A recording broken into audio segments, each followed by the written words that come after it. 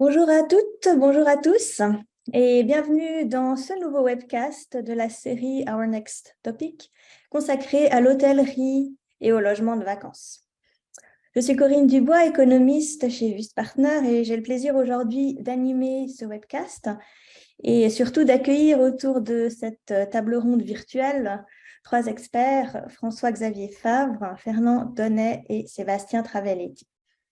Je vais vous présenter nos experts dans les prochaines minutes, mais commençons déjà par une petite mise en perspective de notre thème.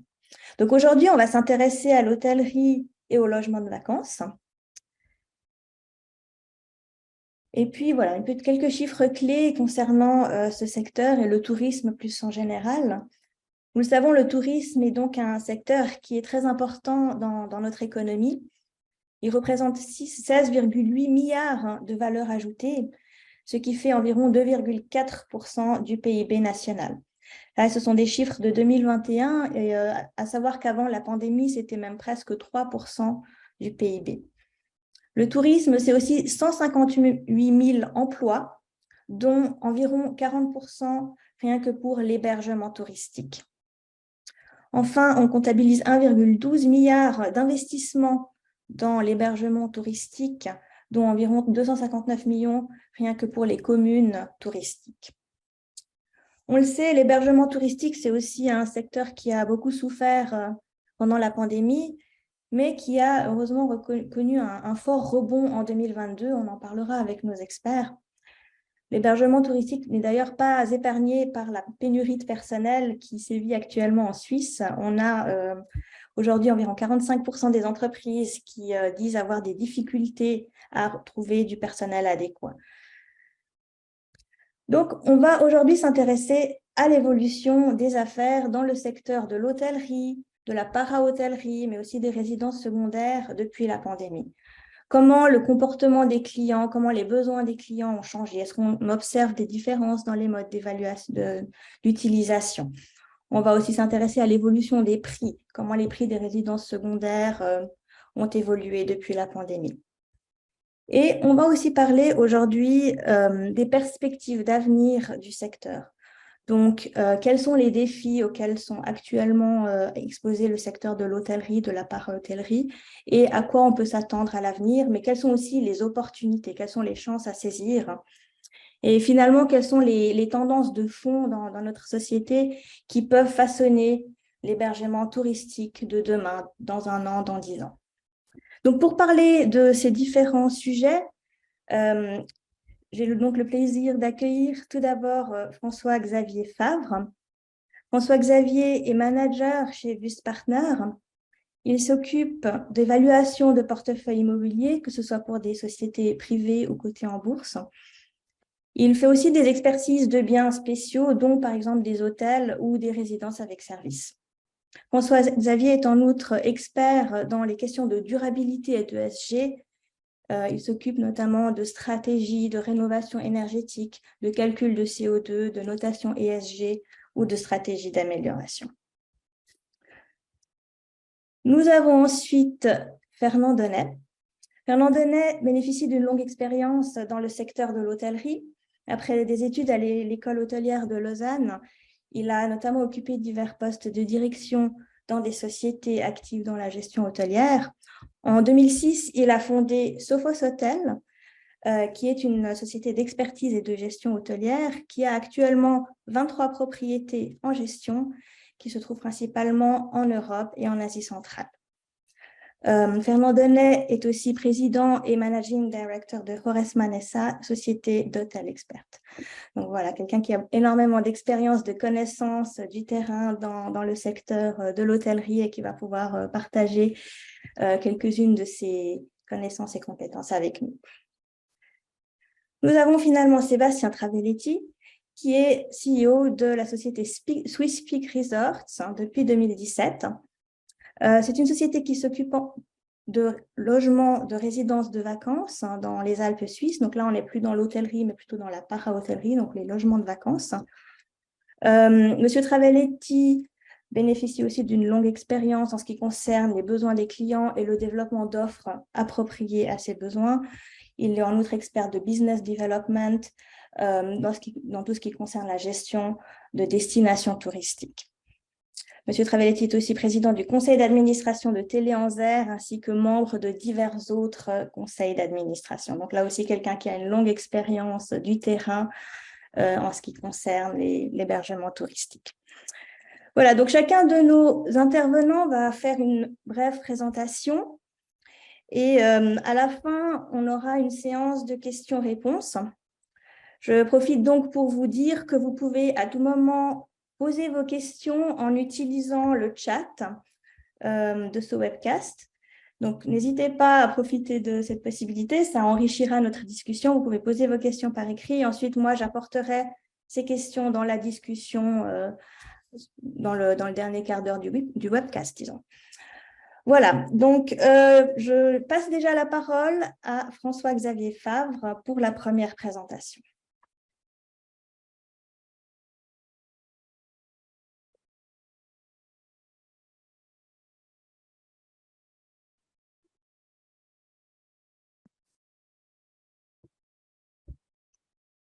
Alors, bonjour à tous. Merci Corinne pour l'introduction. Je vais donc vous présenter un bref aperçu du marché de l'hôtellerie et des résidences secondaires en Suisse en mettant l'accent sur l'effet de reprise post-pandémie. Et vous le verrez, les chiffres sont plutôt encourageants.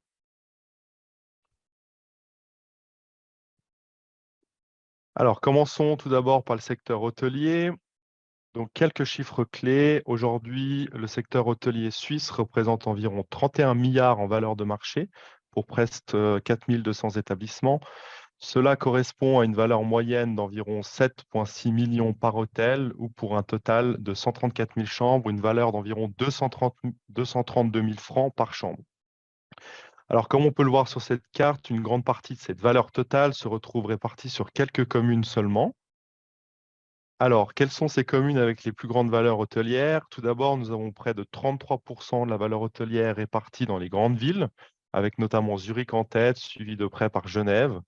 Ensuite, 36% de ces valeurs de marché sont situées en station de montagne. Donc, ces deux catégories, grandes villes et montagne, représentent près de 70% du marché suisse en termes de valorisation hôtelière. Le restant étant réparti entre petites villes et campagnes avec un nombre d'hôtels bien plus important, mais des valorisations bien plus basses. Alors, concernant ces valorisations, on peut voir que dans les grandes villes, la valeur moyenne par chambre s'élève à 430 000 francs la chambre. Cela est principalement dû à la rareté du foncier, visible également au nombre d'établissements limités, et aussi à des prix par chambre et des taux d'occupation souvent plus élevés, donc offrant une rentabilité un peu meilleure. Concernant la demande, malgré un contexte économique incertain, le secteur du tourisme se porte bien. Le nombre de nuitées est en effet de retour à un niveau presque pré-Covid, avec une hausse conséquente de la part de touristes étrangers qui revient en Suisse. Autre fait très intéressant, le niveau de demande locale des Suisses dans leur pays reste très haut. En effet, pendant la période de Covid, les Suisses ont été contraints de voyager à l'intérieur du pays. Et cette tendance semble se poursuivre maintenant en 2022 et 2023, ce qui vient soutenir le marché de la demande. Tout en sachant que les conditions sanitaires, par exemple, notamment en Chine, revenant seulement à la normale, nous nous attendons à un soutien supplémentaire pour 2023 au niveau des nuitées et des occupations, ce qui nous laisse penser que cette trend de révision à la hausse des demandes va se poursuivre sur l'année 2023. Au niveau de l'offre maintenant, celle-ci semble se rarifier avec des hôtels toujours plus grands. On est à aujourd'hui une moyenne de 140 chambres par établissement, mais de moins en moins d'hôtels. Alors cela s'explique en partie par une gestion des coûts et une recherche d'économie d'échelle pour maximiser justement la rentabilité de ces exploitations. La taille de ces hôtels dépend bien évidemment du standard hôtelier, avec par exemple la catégorie hôtel haut de gamme ou 5 étoiles en général plus petit. On note en Suisse une forte concentration de 3 et 4 étoiles, majoritaire sur le marché. Autre possibilité qui pourrait expliquer la baisse continue du nombre d'établissements, c'est la loi sur les résidences secondaires qui offre parfois la possibilité de transformer jusqu'à un tiers de l'hôtel non rentable en résidence secondaire. Concernant les prix maintenant, en 2021, le prix moyen par chambre offerte et par nuit en Suisse était de 200 francs contre 212 francs en 2022, hausse justifiée par le retour de la forte demande et la raréfaction de l'offre. Cela devrait aussi s'amplifier en 2023 avec l'inflation des coûts. Alors, que nous montrent ces deux graphiques? D'une part, la pandémie a fait baisser les prix en 2020 lorsque l'économie était vraiment figée à cause du Covid. Et d'autre part, que depuis le début de l'année, les prix sont nettement plus élevés que les 2 dernières années. Autre fait intéressant que l'on peut voir sur le graphique du Valais, la saisonnalité des prix semble s'atténuer post-Covid avec des prix en été qui sont nettement supérieurs et qui se rapprochent de ceux pratiqués en hiver. Alors, cette perte de saisonnalité des prix peut s'expliquer par une demande un peu plus forte, une demande estivale plus forte, et également, encore une fois, l'inflation des coûts qui vient un peu biaiser cette analyse. Passons maintenant côté résidence secondaire. Donc, encore une fois, ici, tout comme les hôtels, la demande de logements dans les communes touristiques suisses a nettement augmenté en 2022, signe d'un regain d'attractivité. Alors, plusieurs facteurs expliquent cette tendance. Tout d'abord, la digitalisation croissante et l'élargissement du télétravail qui attise l'intérêt des acheteurs pour pouvoir aller profiter des résidences secondaires tout en faisant, par exemple, du télétravail et en passant un week-end prolongé. On observe aussi une certaine flexibilité au niveau des horaires de travail qui se développent, avec par exemple la possibilité de concentrer un emploi sur 4 jours, ou également le temps partiel, ou encore cette nouvelle tendance des workations, c'est-à-dire alliance vacances-télétravail. Ensuite, ces changements reflètent une tendance sous-jacente, c'est le désir toujours plus marqué de mieux équilibrer travail et loisirs. De nombreuses familles suisses, pendant le Covid, ont opté pour des vacances locales entre 2020 et 2021 et ont ainsi eu l'occasion de découvrir les plus belles régions du pays, ce qui a pu les inciter à vouloir y retourner ou même y acquérir une résidence secondaire. Également, les préoccupations écologiques peuvent elles aussi inciter la population à passer leurs vacances en Suisse, en lien avec l'empreinte carbone. Et puis finalement, l'accroissement du nombre de jours de canicule en été peut pousser l'attractivité des logements de vacances en montagne pour aller chercher un petit peu de fraîcheur. Alors, qu'en est-il de l'offre maintenant? Cette offre de logement dans les communes touristiques reste très limitée, notamment en raison de la lenteur de l'activité de construction. Cette dernière a été largement entravée par les nombreuses réglementations en place, notamment la Lex Weber, qu'on peut voir entre 2012 et 2014, qui a eu un effet drastique sur la demande de permis. Et puis, à l'heure actuelle, s'ajoute la hausse des coûts de construction et des taux d'intérêt qui rend les nouveaux projets de construction plus coûteux et moins rentables.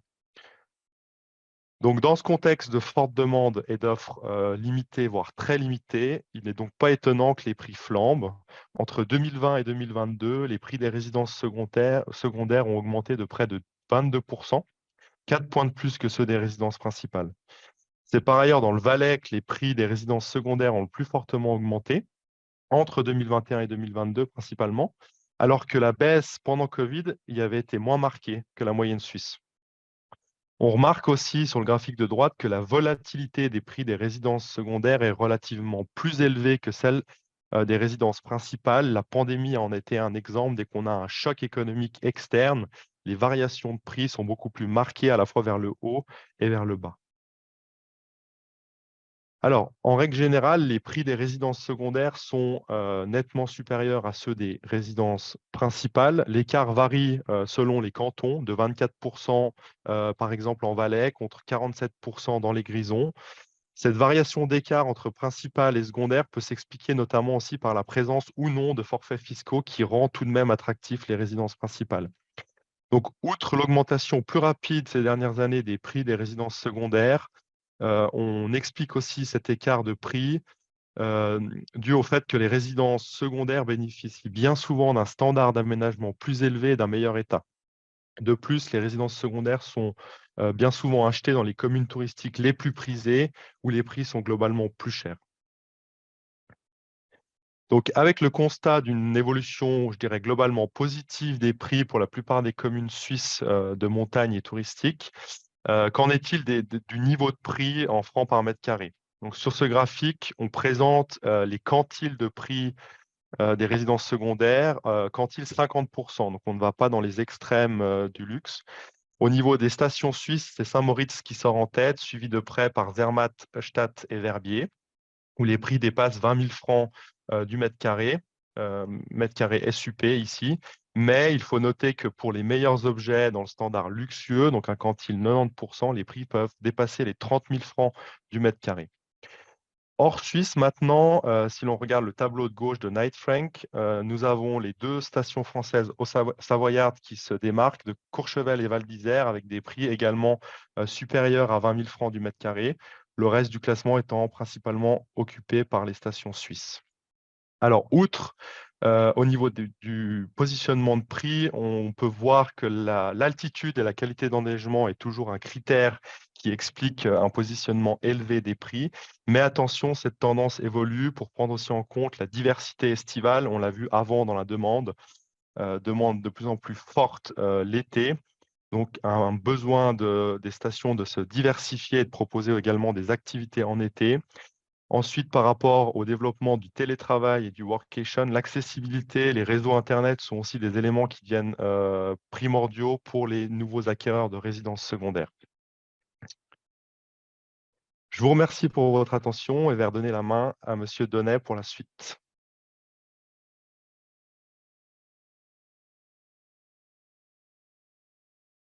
Merci beaucoup, François-Xavier.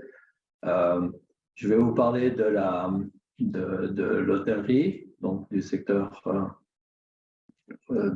hôtelier et des destinations que nous travaillons en fait avec ma société. Donc, on a pris comme exemple les trois destinations qui sont Villars, Champéry et Chambedal dans le Val d'Aniviers. Ce sont les trois destinations que l'on gère.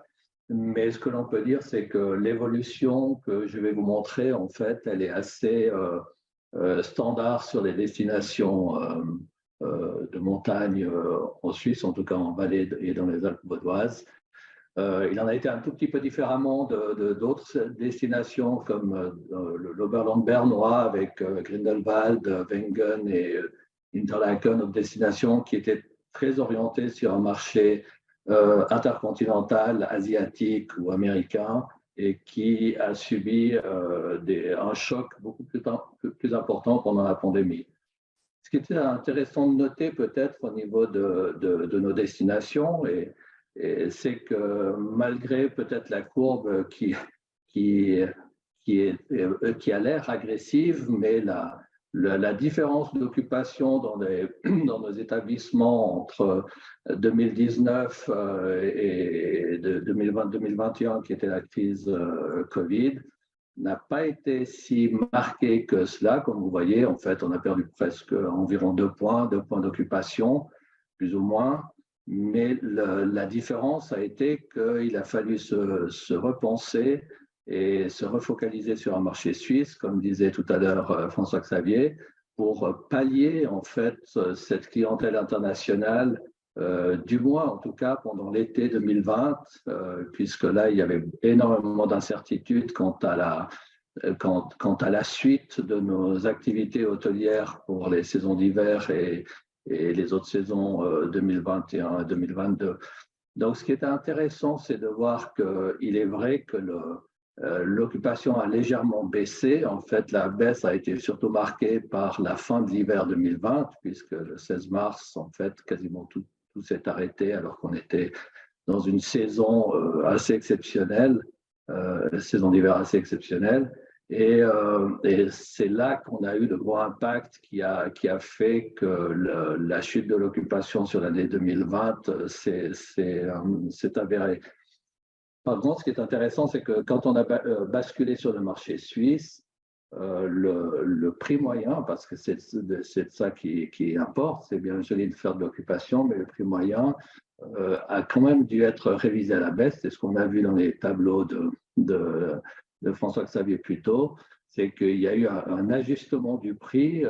C'est vrai que dans le marché du luxe, du haut de gamme sur lequel nous travaillons, le levier se trouve avec la clientèle internationale et de ce fait, les packages et les offres que l'on a dû faire ont été un tout petit peu mises sous pression. Mais l'occupation était là et ça a été 2 années qui ont été quand même, je ne devrais peut-être pas le dire de cette manière-là, mais quand même assez intéressantes à la montagne pour en tout cas l'hôtellerie suisse, puisqu'il y avait indirectement une sorte de marché captif, d'autant plus que l'hôtellerie a bénéficié en plus de toutes ces contraintes qu'il y avait dans la restauration, ce qui faisait que vraiment la clientèle, du moment qu'elle était à l'hôtel, elle était destinée à consommer sur place. Donc en fait, on n'a pas vu une chute drastique de nos activités pendant ces 2 années, contrairement bien sûr à la ville où là on a fermé tous nos hôtels. Par contre, comme on voit sur le graphique, l'année 2022 est très bien repartie. D'ailleurs, on a des taux d'occupation sur nos destinations qui sont supérieurs, légèrement supérieurs à 2018 ou 2019. Donc ça, c'est un bon marqueur avec l'arrivée de nouveau de la clientèle internationale. En voyant le graphique sur la saisonnalité, c'est assez intéressant de voir quand on voit les deux courbes relatives à l'année 2020-2021. On se rend compte que quand même tous les mois ont été mis sous pression. Quand bien même, comme je disais, on a bien travaillé, les résultats ont été relativement bons. Ils ont été bons aussi parce qu'on a dû se repenser au niveau de l'activité. On a dû aussi faire une introspection concernant le contrôle de nos coûts, qui a été un exercice certainement très intéressant pour les établissements, pour essayer de conserver nos marges, quand bien même l'occupation était un tout petit peu plus sous pression et puis que les prix moyens étaient plus faibles. On voit bien avec la courbe de 2022, on est quasiment en train de rattraper 2018-2019, 2018 qui avait été en tout cas meilleur pour nos établissements que 2019, et on se rend compte que cette année 2023, l'hiver 2022-2023, en fait, on est dans des meilleures dispositions que précédemment. Donc ça, c'est intéressant avec une clientèle internationale qui est revenue. Peut-être le seul commentaire qui a été fait, c'est vrai que l'été est une saison qui est devenue beaucoup plus intéressante qu'avant, parce que c'est vrai que la clientèle suisse, principalement, a commencé à s'habituer à consommer en Suisse, à consommer local et trouver des destinations qui leur conviennent. Le seul petit bémol qu'on a encore aujourd'hui, c'est qu'on n'a pas encore retrouvé cette clientèle de corporate ou de séminaires, conférences pour les basses saisons. Le marché repart, mais ce que je veux dire, c'est que les basses saisons sont encore plus marquées qu'avant, quand bien même le marché se porte bien parce que les saisons d'hiver et d'été, même si elles sont plus marquées, elles sont plus dynamiques. La démarche de notre clientèle, on a vu que, comme on disait, c'est qu'à partir en 2019, le marché suisse sur nos 3 hôtels, alors c'est un consolidé de nos 3 hôtels, le marché suisse représentait environ 35%. Il était très dispatché sur la clientèle européenne. Fort heureusement pour nous, peu orienté sur la clientèle intercontinentale, mais le marché européen était très fort, avec justement les pays, la France, l'Allemagne, les Benelux, qui sont les principaux marchés, l'Angleterre, surtout pour Villars. Et en fait, en 2020, on a vraiment dû se repenser et vraiment focaliser toute notre énergie et notre marketing et notre distribution sur le marché suisse. Et on a vu qu'en 2020-2021, on est monté jusqu'à 70% en 2021 de clientèle suisse sur nos destinations, qui est des chiffres qu'on n'avait jamais pensé et jamais vu jusque-là. qui est un bon marqueur quand même pour nous, parce que ça, on a vu que les crises, malheureusement, post-Covid, les crises se sont quand même, j'allais dire, enchaînées. Et c'est vrai que le marché du luxe dans nos établissements était quand même aussi orienté avec une clientèle russe et ukrainienne. Et cette clientèle fait défaut maintenant, et on est très content d'avoir pu vraiment avoir un levier sur le marché suisse pour pouvoir combler et stabiliser, avoir une activité beaucoup plus stable sur les années. On voit que 2023, maintenant si on regarde 2022-2023, la clientèle française, anglaise est revenue beaucoup plus en force qu'avant, malgré en Angleterre la baisse du pound et les problèmes de devises. Les défis de notre secteur à la montagne, c'est un petit peu... ils n'ont pas vraiment changé en fait par rapport à avant, puisque la clé, c'est la météo. Et on se rend compte aujourd'hui que les stations font des miracles, on peut dire. Alors là, c'est aussi pour M. Travelletti, les stations font des miracles pour sortir des conditions de neige qui sont quand même exceptionnelles, il faut quand même le dire, malgré qu'on fait face à des défis concernant cet enneigement. Et je pense que c'est bien d'avoir le côté saison d'été qui se renforce, parce que là, on a vraiment besoin de repenser toutes nos saisons au niveau des montagnes. Au niveau de l'emploi, nous avons aujourd'hui en fait deux défis majeurs. Madame Dubois l'a relevé tout à l'heure, c'est l'emploi qui représente énormément de postes de travail en Suisse, mais on a quand même perdu pendant le Covid plus de 27 000 emplois sur le marché du travail, surtout dans la restauration. Et aujourd'hui, il est très difficile de faire revenir ces collaborateurs dans notre secteur pour des raisons d'horaire, pour des raisons, c'est pas nécessairement que le salaire qui fait foi, puisqu'en général, les métiers d'entrée de gamme, ces personnes qui ont quitté l'hôtellerie, ils se retrouvent livreurs ou autres dans d'autres secteurs, dont les salaires sont plus ou moins les mêmes, mais c'est le rythme de vie, c'est la balance entre vie privée et le travail qui font que ces gens ont de la peine à revenir dans notre secteur. Donc, le premier défi pour l'hôtellerie à l'heure actuelle, c'est le staff, le personnel. Et sur certaines destinations et dans certains établissements, nous sommes obligés de fermer certains restaurants ou certains outlets parce qu'on n'a pas le personnel adéquat. On a discuté, j'ai mentionné tout à l'heure les touristes intercontinentaux qui commencent à revenir, puisqu'on a vu la Chine commencer un petit peu à ouvrir, mais je veux dire, il n'y a pas encore une déferlante. Les Américains reviennent sur l'Europe, donc c'est un très bon marqueur pour nous. Il y a encore des efforts à faire pour cette clientèle internationale. L'énergie, de nos jours, dans l'hôtellerie, on a deux défis, c'est le personnel et l'énergie. L'énergie est un élément qui va devenir de plus en plus crucial. C'est une charge qui est montée en flèche et qui ne peut pas être répercutée sur les tarifs. Donc là, il y a vraiment à repenser notre façon de consommer. On a déjà fait beaucoup d'efforts sur nos établissements, mais vraiment là, il y a une pensée à travailler ce point-là. De nos jours, les réservations sont de plus en plus tardives et c'est heureusement qu'on a un historique et on arrive à gérer cela, mais les réservations, on a une vue à 10 jours, plus ou moins.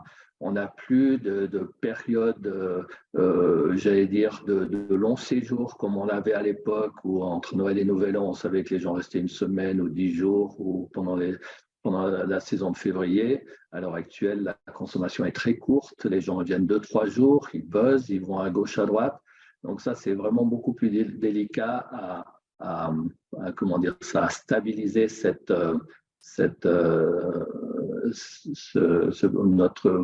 notre carnet de commandes, si on peut dire.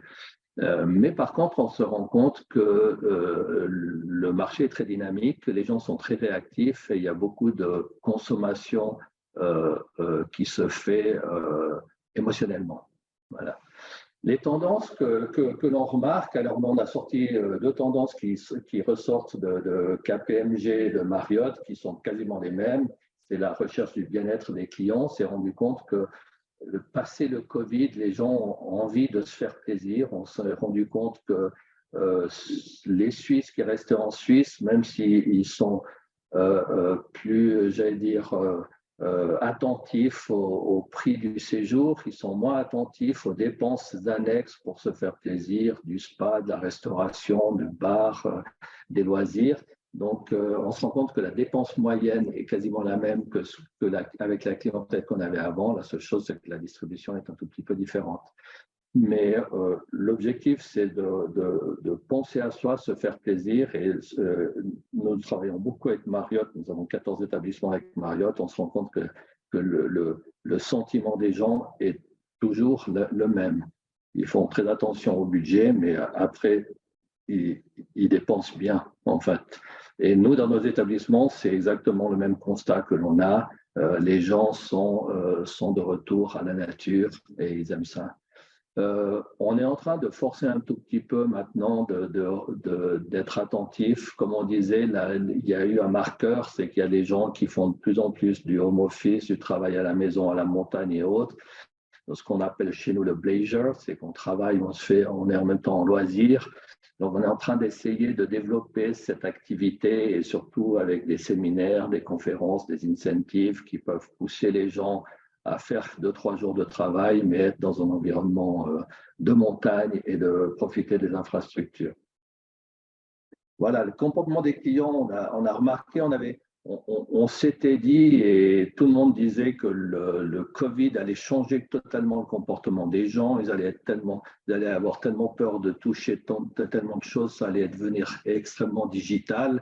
Je pense que les gens sont revenus quand même un petit peu à leur comportement d'avant. La seule chose qui est différente, c'est que la façon de réserver et d'être connecté en fait avec les établissements a changé. Les gens font plus sur le téléphone maintenant, c'est plus de la dernière minute, donc les hôteliers ont dû apprendre à se digitaliser, à faire de la distribution différemment, de la publicité différemment. Donc ça, on s'est rendu compte que c'était un élément qui était important. Dans nos établissements, pour terminer, on a vu que notre clientèle c'était un peu rajeuni, hein, donc nous, on a des établissements de luxe, c'était un peu rajeuni, on a beaucoup plus de familles, ce qui est un très bon signe, hein, ça apprend aux enfants à apprécier la montagne. Et voilà, ça c'est notre constat, donc on a beaucoup plus de familles, beaucoup plus de Suisses. Et ce que je pourrais dire comme dernière remarque, c'est que il y a beaucoup plus de gens maintenant qui s'intéressent aux établissements à la montagne d'un point de vue investissement. Il y a même maintenant des fonds qui aimeraient s'établir avec des portefeuilles, comme ils disent, Alpine Resort. Et ça, c'est un bon indicateur car avant la pandémie, avant le Covid, chaque fois qu'on présentait un objet à la montagne, les gens ils partaient en courant, ils cherchaient que les centres-villes. Il y a une perception qui est un tout petit peu différente et ça, on se rend compte dans la valorisation des établissements. Voilà, je vous remercie pour votre attention et je passe la parole à M. Travelletti. Merci. Bonjour, merci M. Donnet, mais bonjour à tous. Alors, je suis directeur général pour les résidences Swiss Peak Resort en tant qu'asset manager du fonds Mountain Resort Real Estate Fund SICAV.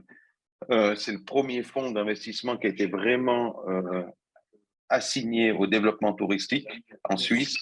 Et ça, c'est extrêmement important. Ce fonds a été créé en 2014. Et pour nous, les premières résidences sont entrées en fonction en 2017. Et je reviendrai sur la partie Covid tout de suite parce que c'est un enjeu, je dirais, économique de notre côté qui a été plutôt un booster que, je dirais, pénalisants. Première chose, c'est aussi notre vision. On a une vision que le modèle de croissance du tourisme suisse, il est surtout basé, je dirais, sur le développement de l'e-show, ce qui veut dire l'hôtellerie, la para-hôtellerie. On sait très bien que la partie de nouvelles résidences secondaires est en fin de cycle, c'est-à-dire qu'aujourd'hui, on ne peut pas continuer sur un business immobilier uniquement. Et pour nous, ça, c'est extrêmement important. C'est aussi ce qui a permis un développement, je dirais, conséquent de ces résidences touristiques. L'idée n'est pas uniquement d'offrir un lit, mais c'est vraiment d'offrir une expérience complètement, je dirais, intégrée avec les différents acteurs économiques de nos destinations de montagne. Et c'est extrêmement important parce que la valorisation ne se passe pas uniquement, je dirais, sur l'immobilier, mais se passe sur l'ensemble de la chaîne de valeur touristique. Quelle est la stratégie pour nous? L'idée, c'est la phrase de tout dire, faire du tourisme, c'est pas vendre ou louer un appartement, mais offrir une expérience unique à un vacancier. C'est de le remettre au centre des préoccupations. Et dans ce cadre-là, ce qui est pour nous important, quand on regarde et dans nos objectifs, c'est qu'on arrive à des taux de presque 60% de location annuelle, ce qui représente 220 nuits. On est avec une résidence déjà à ce niveau-là. Aujourd'hui, on a une moyenne de presque 190 nuits par objet sur l'ensemble de l'année 2022.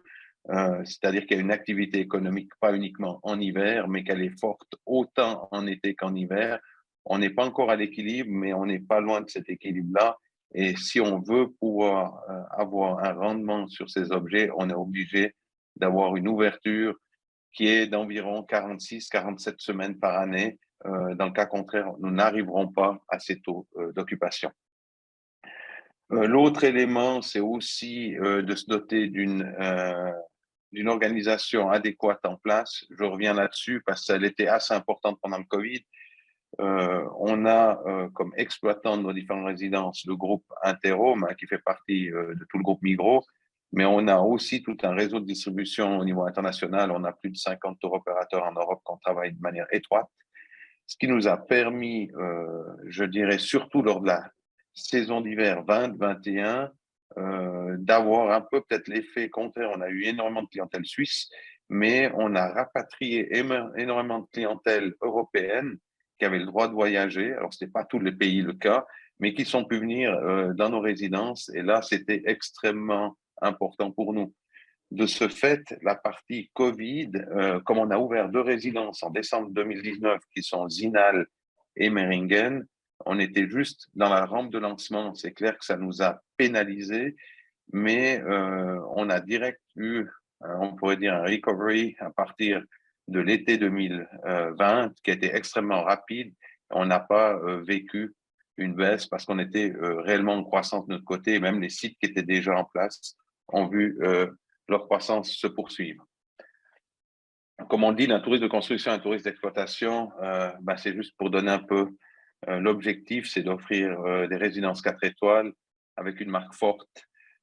J'ai déjà parlé de ces grands réseaux européens. Pour nous, c'est extrêmement important parce que pour arriver à des taux d'occupation qui dépassent les 200 nuitées par année, on est obligé d'aller chercher de la clientèle internationale, surtout si on le prend en hiver durant les mois de mars et janvier, où la clientèle suisse n'est pas en vacances et c'est extrêmement compliqué. On a quand même une clientèle extrêmement familiale. Il faut aller sortir de ces frontières pour pouvoir obtenir ces taux d'occupation. Pour vous le donner dans les chiffres, on peut arriver aisément sur le mois de janvier à des taux qui dépassent 85 à 90% sur des sites comme Zinal. Et pour nous, ça, c'est extrêmement important et ça montre la pertinence de ces investissements. L'autre élément, c'est aussi qu'on a des exploitants reconnus qui connaissent leur métier et qui savent gérer ces résidences.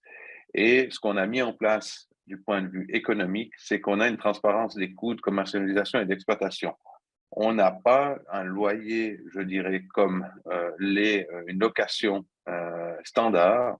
On est vraiment sur l'esprit de pouvoir intervenir soit du point de vue commercial, soit exploitation, Et cette transparence des coûts fait comme quoi que la marge bénéficiaire revient aux investisseurs et ça permet surtout cette amélioration de rentabilité, mais aussi de pouvoir commercialiser toute une série d'expériences. Et cette partie-là, comme vous l'avez vu dans l'hôtellerie, c'est-à-dire tous les upsells sont extrêmement importants pour pouvoir améliorer la rentabilité des différents sites. Qu'est-ce qui est important pour nous? L'objectif dans l'investissement, c'est obtenir une rentabilité. Comme ce type d'hébergement n'existe pas en Suisse, on part pas d'une feuille blanche, mais pas loin d'une feuille blanche à chaque fois. Et c'est surtout ce qu'on remarque, c'est que les collectivités locales ou des remontées mécaniques ou des acteurs dans les différentes destinations recherchent ce type de projet. Aujourd'hui, on en a plus d'une quatorzaine en plus des 4 en fonction qui sont en projet à différents stades, hein, de ceux qui ont l'autorisation de construire à ceux qui sont juste sur une première analyse.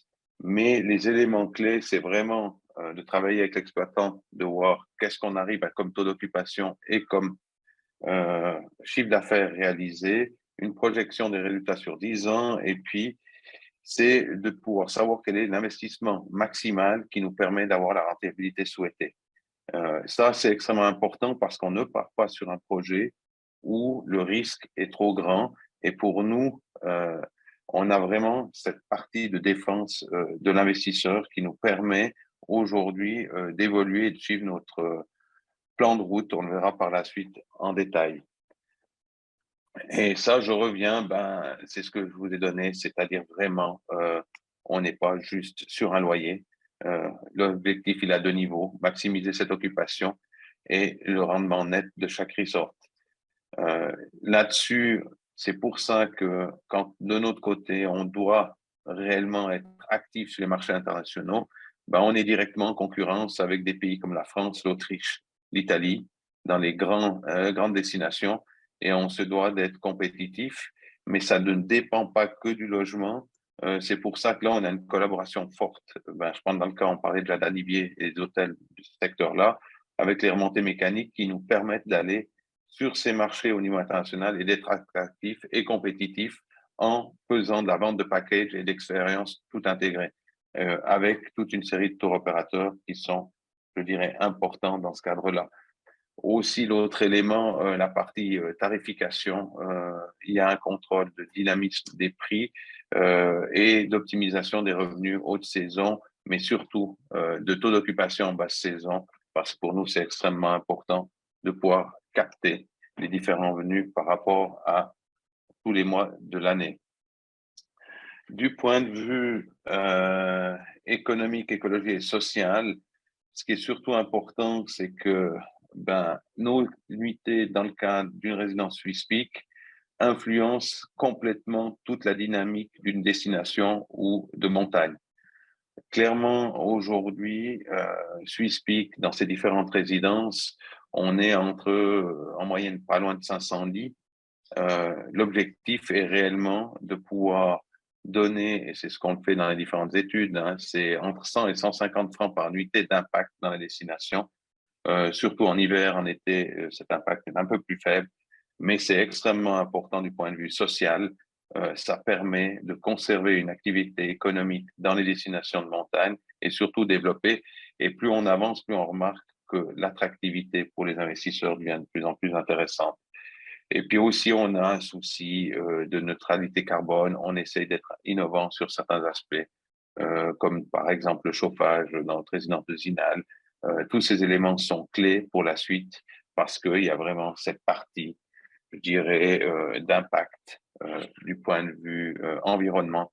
Mais ce qui est surtout important, et aussi on le relève, la partie qui impacte le plus aujourd'hui par rapport à toutes ces destinations, ce n'est pas les résidences, ce n'est pas les remontées mécaniques, mais c'est réellement le transport entre le lieu d'habitation et le lieu de destination des vacances. Et c'est là où il y a un travail à faire et on essaie de le faire aussi avec nos différents tour opérateurs pour organiser des circuits tout intégrés, y compris le transport en bus charter. Quelques chiffres aujourd'hui, alors fin 2021, je vous les donne. On avait 4 resorts pour un investissement de 137 millions, une fortune du fonds de 97,7 millions. Ce qui est surtout important de savoir, c'est qu'on a une 5e résidence qui est en construction actuellement sur la commune d'Hérémence, qui est liée au domaine skiable des Quatre-Vallées. C'est-à-dire qu'on aura une 5e résidence qui va rentrer en fonction dès 2024. Au niveau de la rentabilité, du fait qu'on a un portefeuille qui est assez réduit, on est entre 1, 1,5 en 2022, on a une croissance qui est là, mais ce qui est surtout important, c'est l'horizon 2030 d'avoir un portefeuille sous gestion de 350 millions pour 10 resorts avec une profitabilité qui doit s'établir entre 4 et 6%. Tous les éléments qu'on a constatés par rapport au Covid, par rapport à qu'est-ce qui se passe, je dirais, par la suite, nous ont fait surtout bousculer et puis essayer de s'améliorer dans les différents critères que vous voyez là. C'est surtout d'avoir encore plus de responsabilité économique, écologique et sociale. On a eu une forte quand même clientèle suisse. L'idée, c'est de continuer dans cette direction-là et de compléter avec la clientèle internationale. Et puis ensuite, c'est aussi d'une économie pérenne dans les régions de montagne et le développement, on le voit, est de mieux en mieux, et surtout dans les destinations où on génère en moyenne, selon les sites, entre 50 000 et 60 000 nuitées annuelles. C'est un impact économique extrêmement intéressant. Et puis l'idée, c'est d'offrir vraiment une rentabilité récurrente pour les investisseurs. À ce niveau-là, ça, c'est clé. Et le complément par rapport à M. Donnet, c'est clair que Mountain Resort a développé un fonds spécifique pour ça, parce qu'il n'y avait pas de fonds qui était très intéressé il y a quelques années. Et aujourd'hui, ce qu'on constate, c'est que l'intérêt devient de plus en plus fort. Et l'intérêt est surtout marqué par plusieurs groupes internationaux qui regardent la Suisse comme un ensemble neutre parce qu'il y a encore un manque et une déficience, que ce soit des grands groupes français ou étrangers, qui voient notre pays comme un potentiel important. Merci de votre attention. Je laisse la parole à Madame Dubois. Voilà, je vous remercie François-Xavier, Fernand, Donnet et Sébastien Travelletti pour ces diverses présentations. Ils nous ont donné un aperçu global des développements, des défis, des opportunités. Je passe donc maintenant à la séance de questions-réponses. Et puis, voilà, donc je vois déjà qu'il y a quelques questions sur le chat. Donc, la première question, on a le point de vue de l'investisseur immobilier. Quel a été l'impact de la hausse des taux d'intérêt sur les rendements, les prix des transactions en Suisse? Et est-ce qu'on a constaté une forte réduction du nombre de transactions comme sur les autres marchés immobiliers hôteliers européens? Alors, je peux déjà peut-être vous donner une vue d'ensemble sur ce qui est de l'immobilier commercial. On n'a pas forcément les chiffres particuliers pour les hôtels. Globalement, oui, on observe effectivement une légère remontée des taux de rendement sur la fin 2022, début 2023. Cela dit, ça reste quand même nettement moins important que les variations des taux d'intérêt. Et puis surtout, on a quand même des taux de rendement qui réagissent avec un certain retard. Donc, c'est possible qu'on observe encore des augmentations cette année. Au niveau des volumes de transactions, ce qu'on voit, c'est effectivement une baisse en 2022 par rapport à 2021, mais qui est quand même moins marquée que sur d'autres marchés d'Europe ou des États-Unis. Je ne sais pas, François-Xavier, si vous avez d'autres vues sur les hôtels, sur les transactions d'hôtels que vous avez pu voir récemment. Alors, peut-être quelques compléments que probablement M. Donnet ou M. Travelletti pourront compléter. Je pense que la grosse différence au niveau du marché hôtelier qui se démarque un peu du reste, je dirais qu'au niveau suisse, on a quand même eu une certaine résilience. On l'a vu face à la crise du Covid. On a des inflations qui sont quand même amoindries par rapport au marché européen. Donc, il y a quand même encore eu pas mal de transactions et d'intérêts pour le secteur hôtelier qui était aussi un peu vu comme une opportunité. Justement, on a toujours aussi cette possibilité des étrangers d'investir dans ce type d'assets avec la LFIE. Donc l'attrait, je pense, pour les hôtels est resté quand même assez important au niveau des transactions, contrairement à d'autres types d'assets qui se sont un peu stabilisés. Moi, Moi, je vais peut-être compléter au niveau, puisque nous, en fait, avec mon bureau Resman, on fait énormément d'expertise hôtelière, on ne fait que l'hôtellerie, donc j'ai que cette vision-là. Mais c'est vrai qu'on s'est rendu compte que pendant le Covid et passé le Covid, les valorisations en fait, des établissements à la montagne se sont renforcées, en fait. Donc, l'augmentation la légère augmentation des taux d'intérêt n'a pas eu d'impact en fait sur la valorisation des établissements de montagne. On se rend compte par contre qu'en ville, il y a eu quand même un petit tassement des valeurs. La seule chose, c'est que le rebond, comme vous avez mentionné, Mme Dubois, de la fin de l'année passée, qui a été assez impensable en fait dans notre secteur hôtelier sur les villes, a fait que de nouveau, je veux dire, on a des valeurs qui sont en train de remonter. Je me rappelle, on avait fait une table ronde en 2021 où on pensait en fait que les établissements, surtout de ville, allaient perdre 10 à 15% de valeur compte tenu de l'impact du Covid. En fin de compte, on se rend compte aujourd'hui en fait que cet impact ne sera pas là et en fait les valeurs sont très solides. Mais la montagne a pris un regain et comme disait aussi M. Travelletti, c'est qu'il y a maintenant un appétit en fait pour les objets de montagne, ce qui n'était pas le cas précédemment. Merci. Et pour vous, Monsieur Travelletti, est-ce que cette remontée des taux d'intérêt a été déterminante dans les rendements, dans les valorisations que vous observez sur ces derniers mois? Non, pas pour l'instant. Il faudra voir, je pense, à moyen terme, long terme. Actuellement, je dirais ces taux d'intérêt sont plutôt au niveau des investissements. C'est un frein à l'investissement sur la partie immobilière, mais indépendamment de nos types de résidences. Si je reviens sur les transactions, je dirais dans notre domaine spécifique, il n'y a pas d'objets aujourd'hui qui sont en transaction parce qu'on doit construire toute pièce. C'est vraiment un nouveau marché. Mais par contre, on voit très clairement que on est aussi victime par rapport à une levée de fonds qui est beaucoup plus complexe qu'il y a 6 ou 9 mois en arrière sur ce type d'objet. Merci. Alors, encore une question sur notre chat. Est-ce que vous avez un commentaire sur la récente reprise des transactions haut de gamme à Genève, sur le timing, les acheteurs et le prix? Donc là, on est plutôt sur le haut de gamme à Genève. Donc, dans l'hôtellerie, je ne sais pas, François-Xavier, si vous avez vu ce type de transaction récemment, si vous avez un commentaire là-dessus.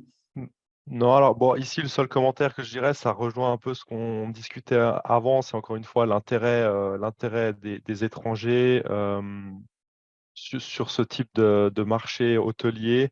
On l'a vu récemment, donc ça reste un marché qui intéresse des fonds étrangers et qui trouve preneur via la stabilité de l'économie suisse, le franc suisse, et qui est un peu vu comme une sécurité au niveau de l'investissement.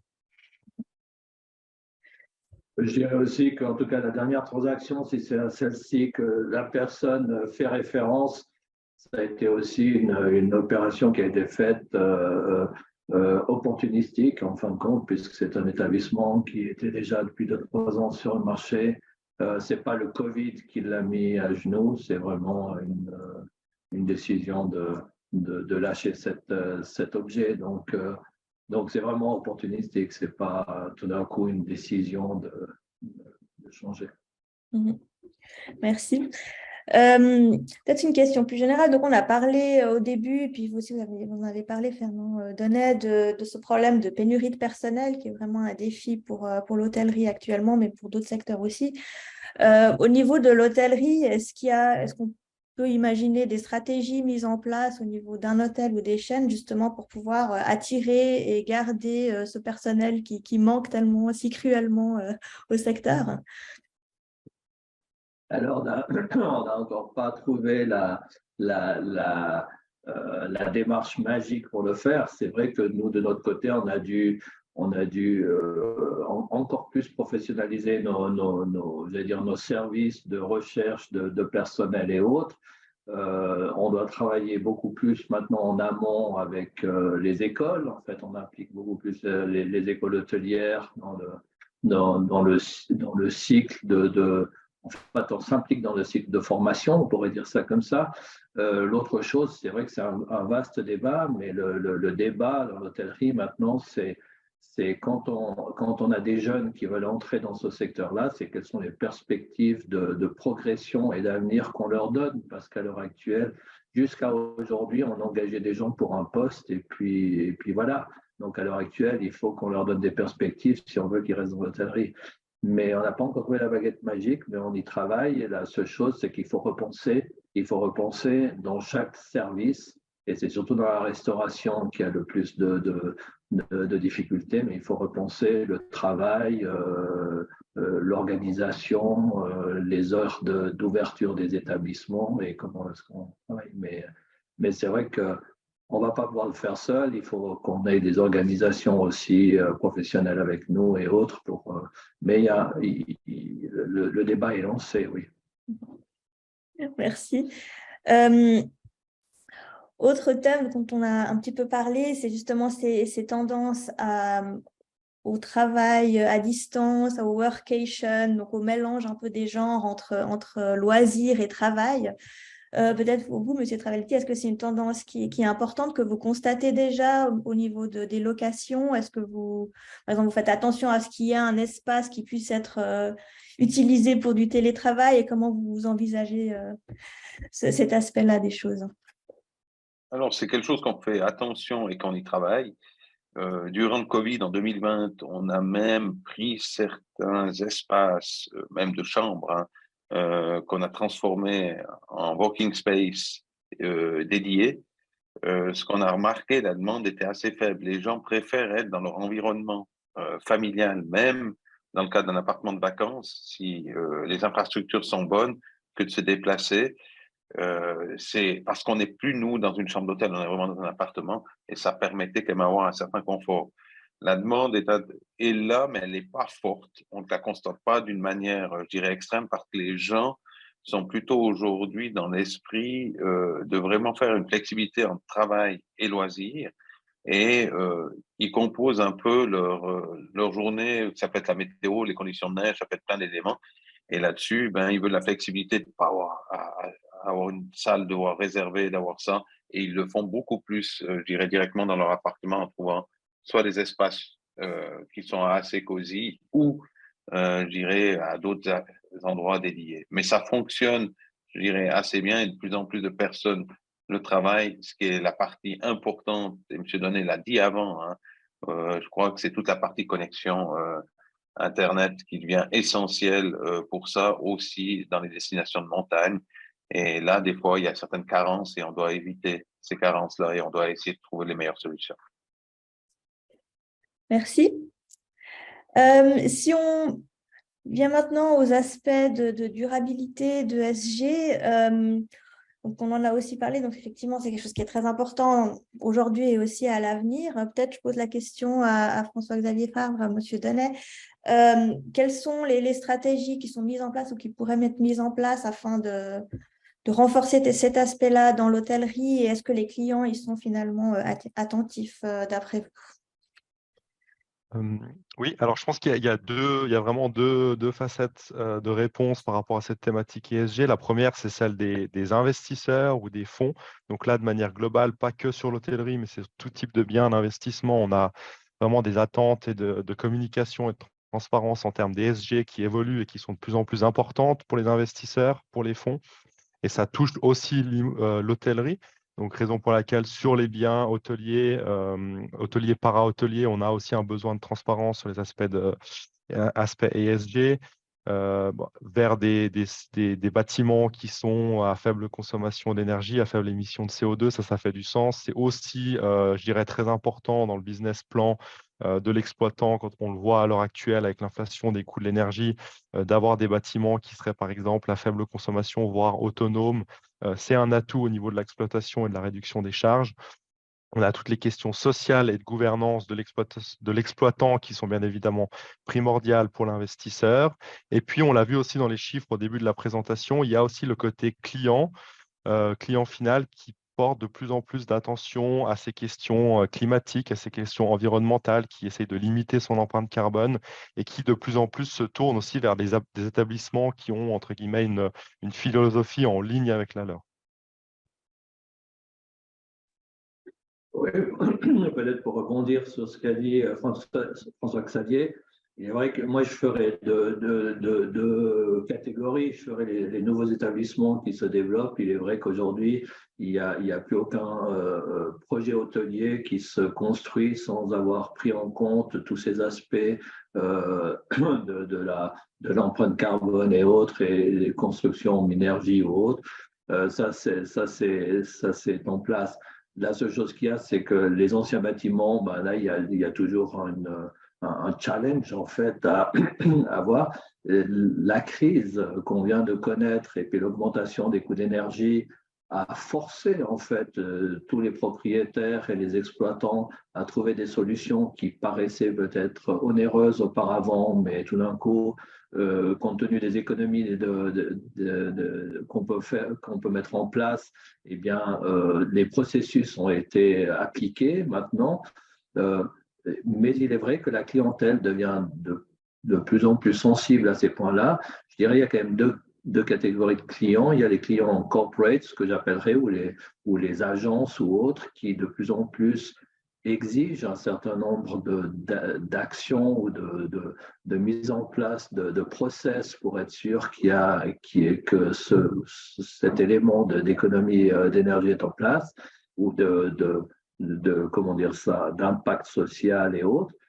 Et il y a la clientèle privée, en fait, qui a encore un tout petit peu de peine à intégrer cela et à accepter peut-être qu'il y a des comportements dans les établissements qui doivent être légèrement changés pour pouvoir avoir un impact, en fait, sur notre planète. Donc, il y a ce côté un petit peu, et surtout quand on rentre dans de très haut de gamme, où les gens payent, donc ils ont quand même envie d'avoir leur confort. Donc il y a quand même deux catégories de clients, mais il est vrai qu'aujourd'hui, si on veut se positionner pour un incentive, un séminaire et autres avec des toutes grosses organisations, si on n'a pas un cahier des charges qui est béton, eh bien, on ne les a pas, ces clients. Voilà. Merci beaucoup. Alors, il est l'heure pour moi de clore en fait ce webcast. Donc, je commence par remercier chaleureusement nos trois experts pour leur présentation, pour leurs réponses aux questions. Merci aussi à tous les participants qui sont venus nous écouter aujourd'hui. Donc voilà, on se retrouvera pour un nouveau webcast probablement au mois de juin avec un thème encore à définir. Et je profite finalement pour vous annoncer la sortie de notre IMO Monitoring à la fin du mois de mars, où vous retrouverez aussi de très nombreuses analyses sur le marché immobilier, le marché de la construction suisse. Voilà, merci encore à tous pour votre participation et je vous souhaite une excellente journée.